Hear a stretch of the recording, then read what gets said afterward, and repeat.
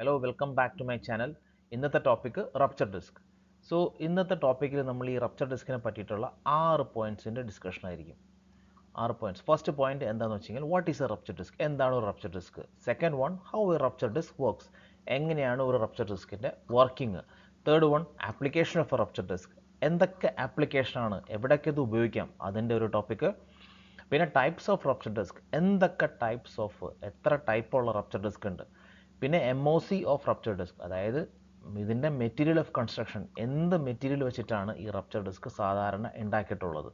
പിന്നെ preventive maintenance of a rupture disc, അതായത് ഒരു റപ്ചർ ഡിസ്കിൻ്റെ ലൈഫ് ലോങ് ഇത് പ്രോപ്പറായിട്ട് ഫങ്ഷൻ ചെയ്യണമെങ്കിൽ എന്തൊക്കെ ഇതിന് നമ്മൾ റുട്ടീനായിട്ട് പ്രിവെൻറ്റീവ് മെയിൻ്റനൻസ് ചെയ്യണം, അതിൻ്റെ ഒരു ടോപ്പിക്കാണ് ലാസ്റ്റ് ടോപ്പിക്ക്.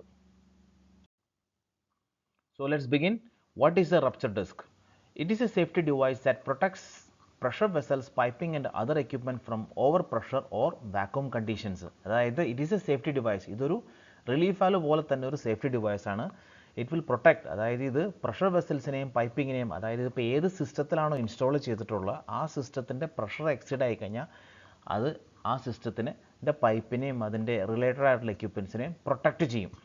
അതാണ് rupture disc. It is a safety device. How a rupture disc works, എങ്ങനെയാണ് ഒരു റപ്ചർ ഡിസ്ക് വർക്ക് ചെയ്യുന്നത്.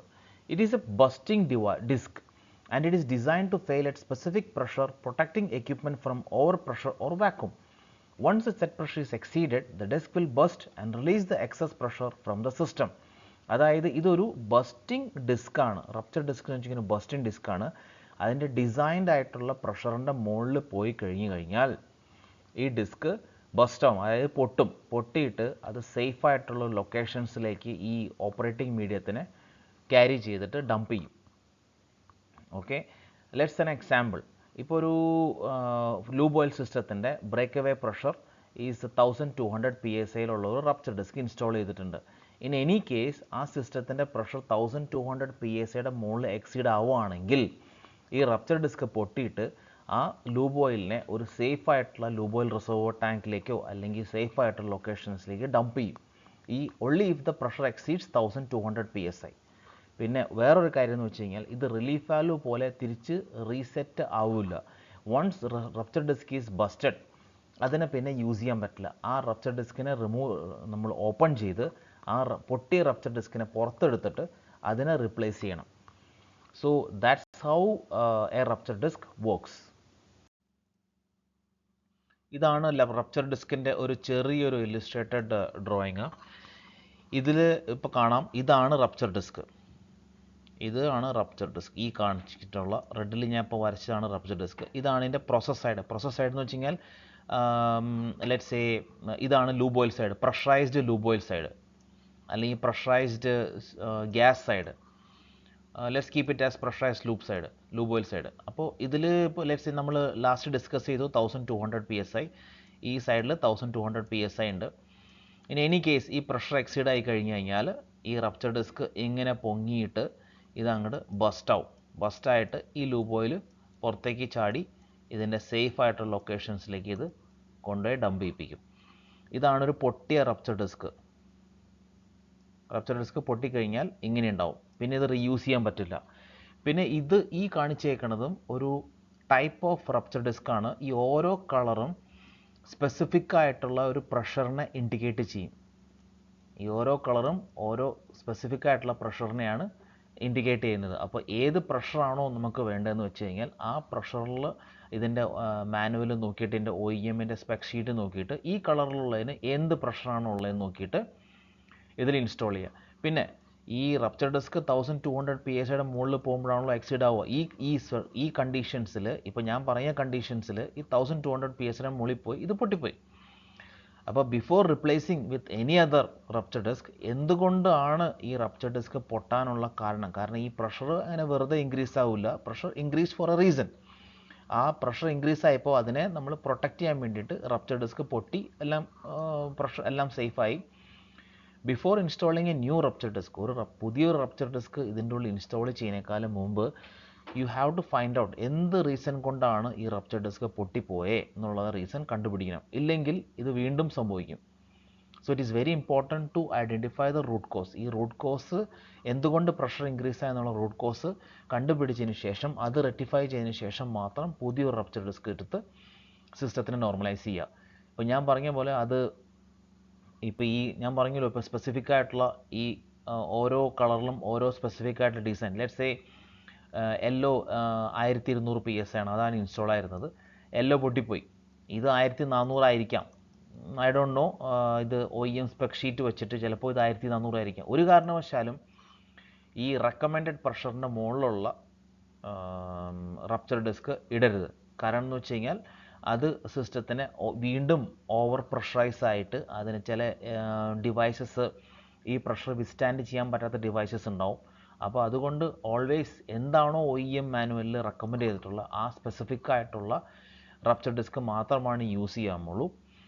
ഇപ്പോൾ റപ്ചർ ഡിസ്ക് പൊട്ടിയാൽ തന്നെ അതിൻ്റെ റൂട്ട് കോസ് റീസൺ എന്തുകൊണ്ട് പൊട്ടി എന്നുള്ളത് ചെക്ക് ചെയ്തതിന് ശേഷം മാത്രം റപ്ചർ ഡിസ്കിൻ്റെ റിപ്ലേസ്മെൻറ്റ് നടത്തുക. ഇനി next applications of a rupture disc. എന്തൊക്കെ ആപ്ലിക്കേഷൻസ്? നമ്മൾ ഓൾറെഡി പല പ്രാവശ്യം ഇതിൻ്റെ എക്സാമ്പിളും കാര്യങ്ങളൊക്കെ ഡിസ്കസ് ചെയ്തു. പക്ഷേ എന്നാലും ഒരു പ്രാവശ്യം കൂടെ പറയാം. ഇതിൻ്റെ ലൂബ് ഓയിൽ സിസ്റ്റത്തിൽ ഇത് യൂസ് ചെയ്യും. പിന്നെ ലൂബ് ഓയിൽ സിസ്റ്റത്തിൽ മെയിനായിട്ട് ഇത് ഹൈ പ്രഷർ സിസ്റ്റത്തിൽ യൂസ് ചെയ്യും. പിന്നെ ഇത് സ്റ്റീം ടർബൈൻ കണ്ടൻസർ, വാക്യൂം കണ്ടൻസറിലൊക്കെ ഇത് യൂസ് ചെയ്യും. കാരണം വാക്യൂം കണ്ടൻസറിൻ്റെ പ്രഷർ ഇൻക്രീസ് ആയി കഴിഞ്ഞാൽ വാക്യൂം ബ്രേക്ക് ചെയ്യാനായിട്ട് പ്രഷർ ഇൻക്രീസ് ആയി കഴിഞ്ഞാൽ അതിൻ്റെ മുകളിൽ ഉപയോഗിക്കും. പിന്നെ ലൂബ് ഓയിൽ റിസർവർ ടാങ്ക്സിൽ ഉപയോഗിക്കാറുണ്ട്. അപ്പോൾ ഇതാണ് ഇതിൻ്റെ കോമൺ. വേറെയും പല സ്ഥലത്തും ഉപയോഗിക്കും, പക്ഷേ ഇതാണ് ഇതിൻ്റെ കോമൺ ആയിട്ടുള്ള ഞാൻ കണ്ടിട്ടുള്ള ലൊക്കേഷൻസ്. ലൂബ് ഓയിൽ സിസ്റ്റത്തിൽ, ലൂബ് ഓയിലിൻ്റെ റിസർവർ ടാങ്ക്സിൽ, പിന്നെ സ്റ്റീം ടർബൈൻ കണ്ടൻസറിൽ. പിന്നെ ഇത് നോർമലി റപ്ചർ ഡിസ്കിൻ്റെ ഷേപ്പ് കണ്ടാൽ അറിയാം, ചിലതെല്ലാം സാൻഡ്വിച്ച് ടൈപ്പാണ്. അപ്പോൾ സാൻഡ്വിച്ച് ടൈപ്പ് നമ്മൾ നോർമലി രണ്ട് ഫ്ലാഞ്ചിൻ്റെ ബിറ്റ്വീൻ ഇടയിലാണ് നമ്മളത് റപ്ചർ ഡിസ്ക് ഇൻസ്റ്റാൾ ചെയ്യുക. പിന്നെ നെക്സ്റ്റ് ടോപ്പിക് ഇത് 4 ആണ്.